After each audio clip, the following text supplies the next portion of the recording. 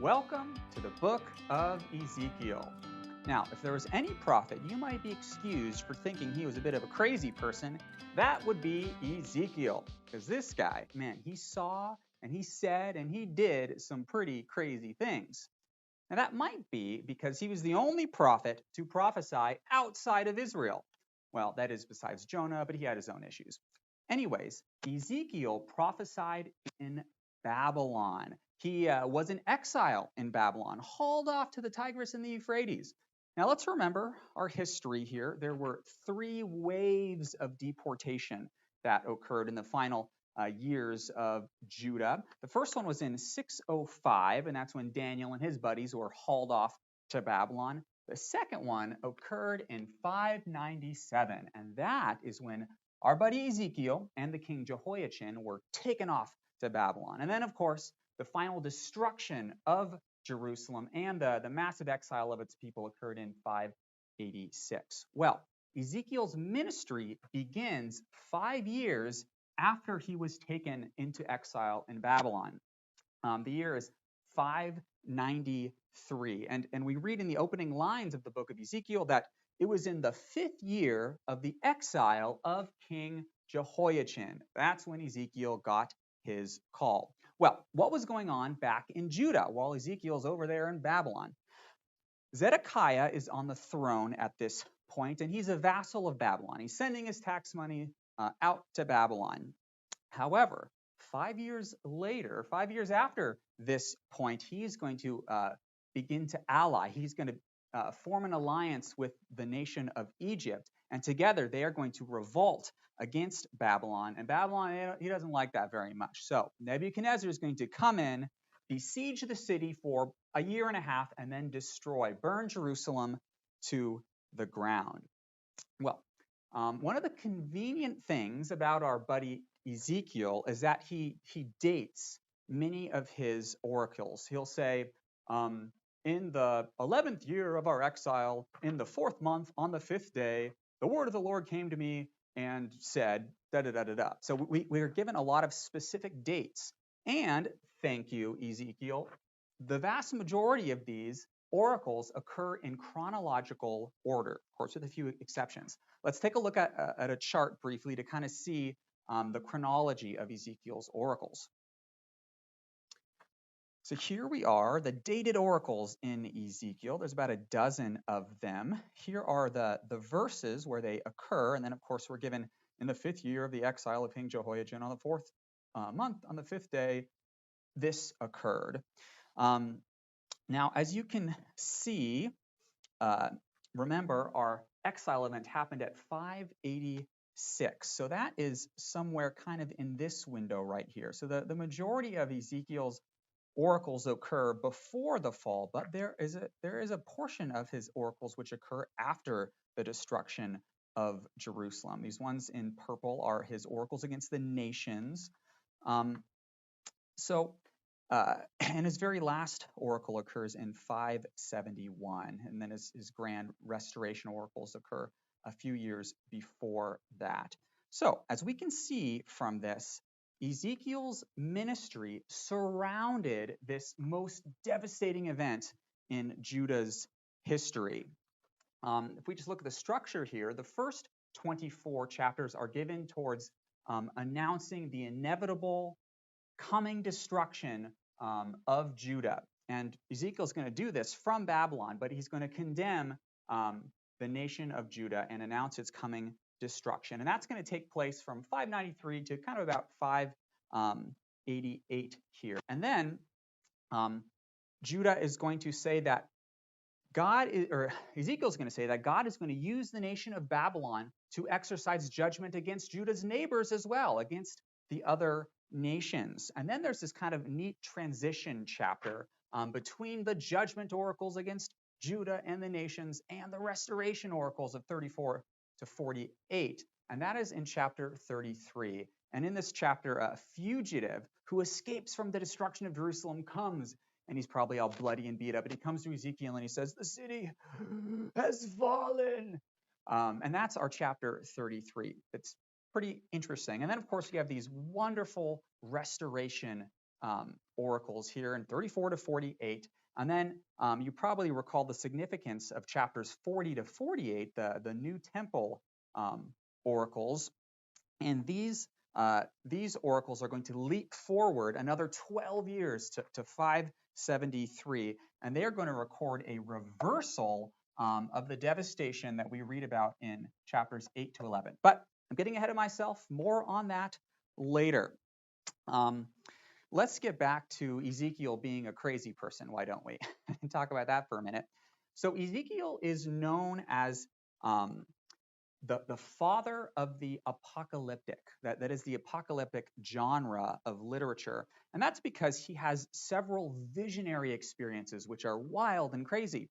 He actually has 4 of them specifically. And the first of his visions occurs in his call narrative in chapters 1, 2, 3. Well, let's check out this call narrative of Ezekiel. And I got to warn you, it's a bit wild. All right. So this occurred in the 5th year of the exile. So Ezekiel has been out there 5 years, and it's probably his 30th birthday, which is the year that priests begin their service in the temple, and Ezekiel is a priest. So all very interesting, isn't it? Well, what happened in this 30th year, the birthday of our good buddy Ezekiel? Well, he looked, and he behold a stormy wind coming out of the north with a great cloud and brightness and fire flashing forth. I mean, this sounds like Mount Sinai to me, Exodus 19. Well, around this fire and storm and cloud, there were 4 living creatures, and these guys are pretty unique. Look at this. Each of these living creatures has 4 faces and 4 wings. And beneath these 4 living creatures with 4 wings and 4 faces, there's going to be wheels. Check this out. As I looked at the living creatures, I saw a wheel beside each one of the creatures. And why would there be a wheel? What are those wheels supporting? Look at verse 26. Above the expanse of their heads, there was a likeness of a throne. There's a throne, and who's seated on this throne? Seated on this likeness of a throne was the likeness of a human appearance. Somebody sitting on that throne. And Ezekiel's going to summarize this whole experience here in the last verse of chapter 1, and he says, "Such was the appearance of the likeness of the glory of Yahweh." And then, of course, when he sees it, he falls on his face. I mean, wouldn't you do the same? Well, the appearance of the likeness of the glory of God. We read in Hebrews and elsewhere that Jesus is the radiance of the glory of God. So I'm thinking I know who's sitting on that throne. I don't know about you. Well, this person is going to speak to Ezekiel in chapter 2. We get the description in chapter 1 of this magnificent throne chariot of Yahweh. I didn't draw the living creatures, but I mean, I don't know if anyone can draw those guys very well. So I do have the wheels, however. Well, in chapters 2 and 3, Yahweh is going to speak to Ezekiel, and he says, "Ezekiel, I send you to a nation of rebels who have rebelled against me." And then in chapters 2 and 3, this phrase, "for they are a rebellious house," is going to occur 7 times. So clearly, Yahweh doesn't think that Ezekiel's audience is going to be very receptive. But then again, when has that ever changed? Well, he says, "Ezekiel, I will make you a watchman for the house of Israel." And you know what a watchman is, right? It's a soldier who stands on the city walls and he looks out for the approaching enemy, for the approaching destruction. And then when he sees that enemy, he tells everyone in the city, "Watch out, the enemy has come." So that is Ezekiel's job. What does he do? He announces, he tells Judah, "Your destruction is coming. I see it, for I am standing on the walls." However, this is a bit ironic. Who is the one who was sending that destroyer to Judah? Well, it is God himself, isn't it, for Judah's covenant rebellion. However, God, in addition to sending the destroyer, Babylon, against Judah, he is also going to send them a watchman though he knows that they won't listen. So our good buddy Ezekiel, he's called the father of the apocalyptic genre. He's also called, and I think appropriately so, a living object lesson. Ezekiel is a living object lesson. And what I mean by this is not only will Ezekiel use his words to communicate to Judah, he will use his whole body in order to convince these exiles, hey, you guys are not going to return soon, and your buddies back in Judah, your relatives still living in Jerusalem, they're going to join us pretty darn soon. That's what God is telling me. Well, what do I mean by Ezekiel using his whole body to attempt to communicate this message? Well, he's going to do sign acts. He's going to perform, and these performances, these prophetic actions will communicate a message. The first of these sign acts, however, God is going to perform upon Ezekiel himself. Let me show you what I mean. This is at the end of chapter 3. Man, poor Ezekiel, he had quite the life. So, chapter 3, verse 25. And you, O son of man. Interestingly, this is the title that Yahweh uses when he speaks to Ezekiel throughout the book, emphasizing his humanity. You, O son of man, cords will be placed upon you, and you shall be bound with them. I'm going to wrap you up in a bunch of cords. Now, these, I don't know if they're symbolic. I kind of think they are. So that, what's the purpose of these cords that are placed on you? So that you cannot go out among the people. Ezekiel's going to be a hermit. He's at least for the initial phase of his prophetic ministry, he's going to be in his house, it seems like. And we see several times the elders of Judah who are in exile are going to come to Ezekiel's house and try to acquire of the Lord. So it seems like he's a bit of a hermit. And look at the second aspect of this sign act that Yahweh performs on Ezekiel. I will make your tongue cling to the roof of your mouth, and you will be mute.